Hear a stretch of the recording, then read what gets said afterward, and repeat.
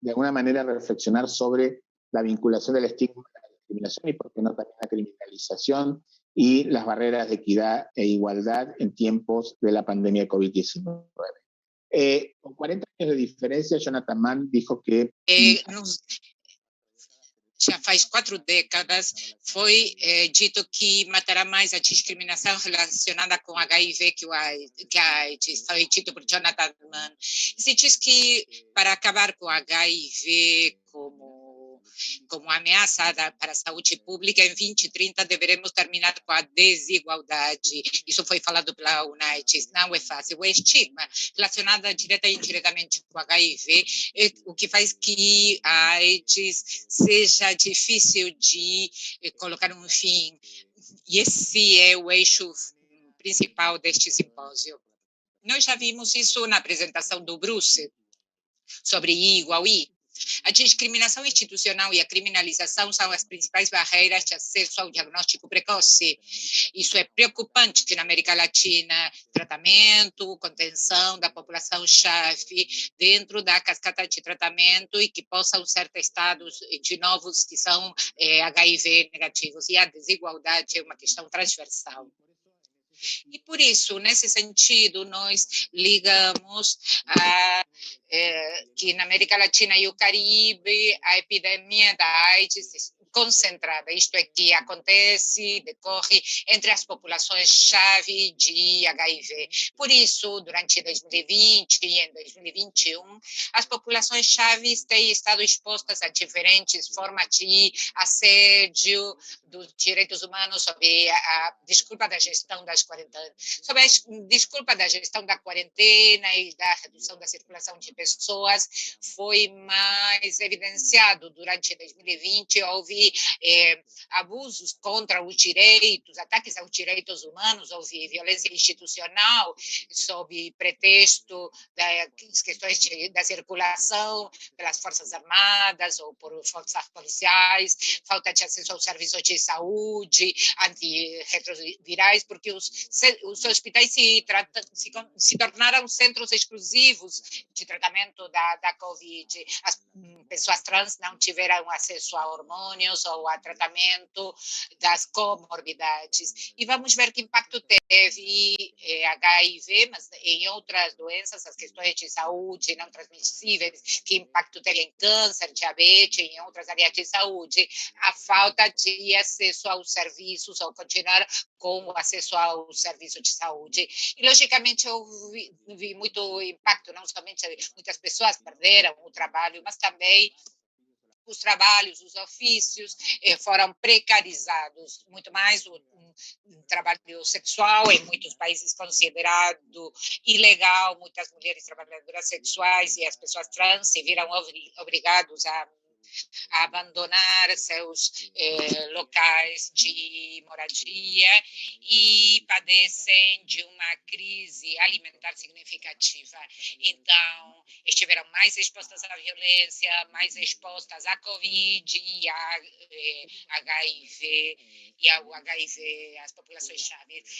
Na América Latina, um fator muito importante a Covid. Se nós vemos o acúmulo 20% dos casos de Covid na população total da região, e o que é mais grave é que quase 1,5 milhão de pessoas perderam a vida, e isso não acabou, significa que esse 1,5 milhão representa 32%. 5 países da América Latina estão na lista dos países mais afetados pela pandemia: Brasil, Peru, Paraguai, Colômbia e Argentina, junto com outros países e outras regiões do planeta. E, logicamente, o que acontece na América Latina tem, em algumas ilhas do Caribe, é que há 21 países da América Latina que tem uma média da taxa de duplicação mundial de casos que é alta, mas a metade dos casos mundiais em 2021 provém da América Latina e o Caribe.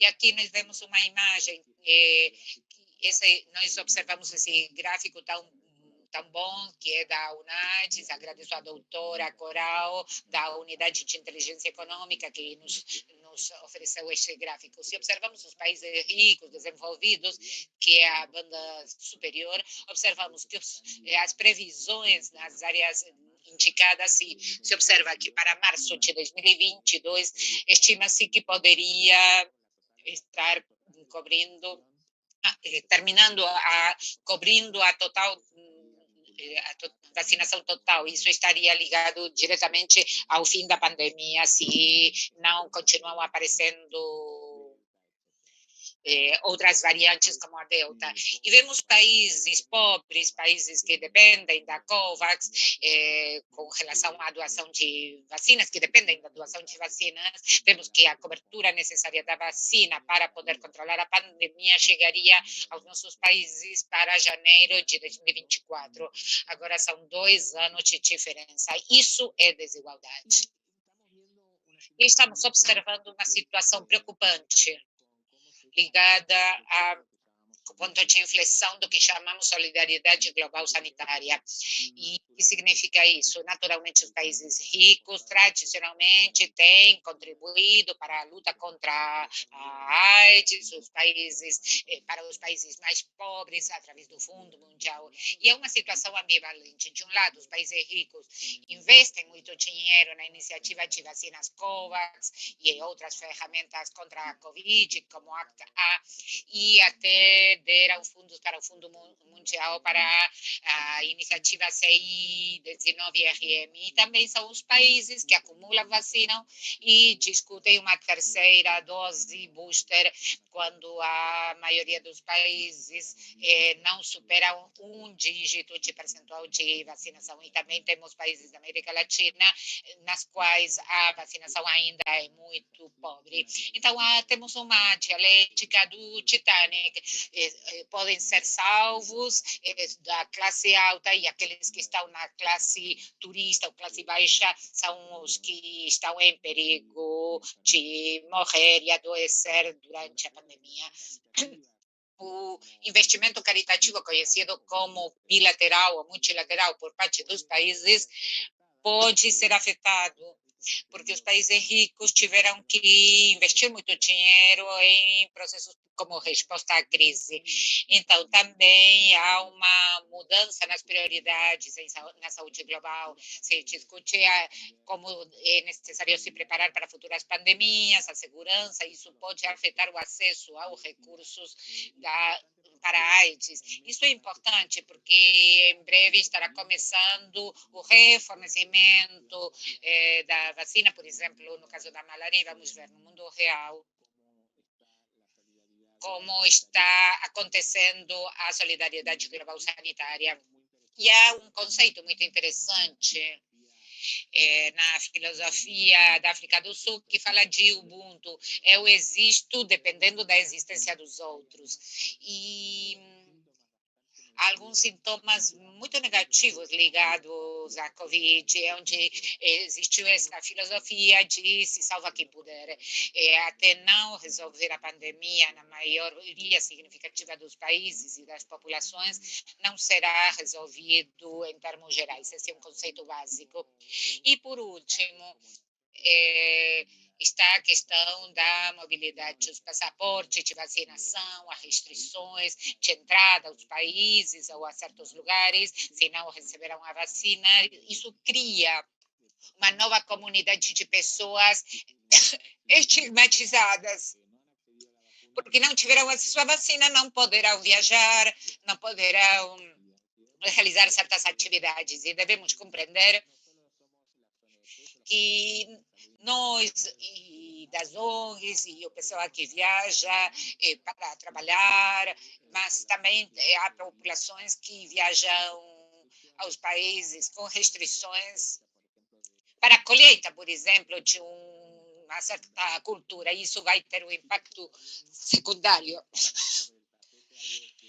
Então, surge novamente algo que o HIV discutiu durante 30 anos, e é o acesso aos medicamentos, à ciência, e principalmente o acesso se vê ameaçado pela propriedade intelectual. que está em mãos de um número pequeno de laboratórios, acometendo assim ou afetando o acesso para os países mais pobres ou aqueles com característica de soberania sanitária bastante deficiente, países que não têm um Estado presente que possa controlar o abuso do setor privado, impondo, por exemplo, de forma compulsória a patente de um medicamento para poder comprar. Penalizam, punem o descumprimento das entregas, por exemplo. Muitos laboratórios não estão entregando as vacinas e também não há punição econômica para essa empresa que não está cumprindo com a promessa de entrega. A importância que observamos que na saúde pública é importante a gratuidade. Os custos para ter acesso aos serviços, neste caso da Covid e do HIV, não sejam economicamente impossíveis. E qual é o preço justo pelo qual os países compram diagnóstico de PCR para a Covid, PCR para carga viral no HIV, a compra de antirretrovirais? Importante também mais transparência na alocação equitativa dos recursos do Fundo Global, do COVAX, ACTA, bem como de outros mecanismos que respondem financeiramente e globalmente à crise da Covid. Então, é importante pensar que devemos evitar a noção de boas ou más vacinas, mas a noção da restrição, por exemplo, daquelas pessoas que foram vacinadas com Sputnik, que ainda não tem aprovação pela OMS, das principais agências regulatórias de medicamentos dos países ricos, isso vai gerar dois tipos de população, aqueles que receberam a vacina, que para os países do norte são boas vacinas, e aqueles que receberam vacinas que não são tão boas assim. Então, e obviamente, um chamamento para a rápida distribuição das vacinas naqueles países mais pobres. Essa é a prioridade. Durante a pandemia, sofremos uma comunicação deficiente na saúde e nas crises sanitárias. Uma das grandes lições aprendidas: circulação de informação sem fundamento, se viu muito, responsabilidade dos meios de comunicação formais, gerando painéis com pessoas que opinavam, desconhecendo virologia, o que é virologia, Covid, biologia molecular, e acabavam opinando sobre a Covid. Houve politização da pandemia também em países altamente polarizados, como o caso dos países da América Latina. 10 países da América Latina, pelo menos, tem uma crise institucional política bastante importante. E sobre isso está, digamos, a pandemia entre essas questões. Então, a natureza serem anárquicas, nós atravessamos uma infodemia bastante importante com fake news. O papel que os meios de comunicação tradicionais têm, há um movimento anti-vacina persistente, que causa dano, até movimentos de anti-máscara. Isso causa um grande dano. Também o que preocupa é a narrativa pós-pandemia. Os países do norte estão pensando o que vão fazer quando a Covid acabar, e para os países do sul essa questão está bem distante. Ainda a crise está... A má comunicação, tudo que tem a ver com o movimento anti-vacina, a infodemia, afeta a aceitação das vacinas. O mais importante é a vacina e não cair na tentação do exitismo, pensando que a crise vai acabar antes da hora, porque, na verdade, acabaremos tomando decisões erradas. E se a gente não, digamos, se a pandemia não se resolver no mundo todo, a pandemia não vai acabar.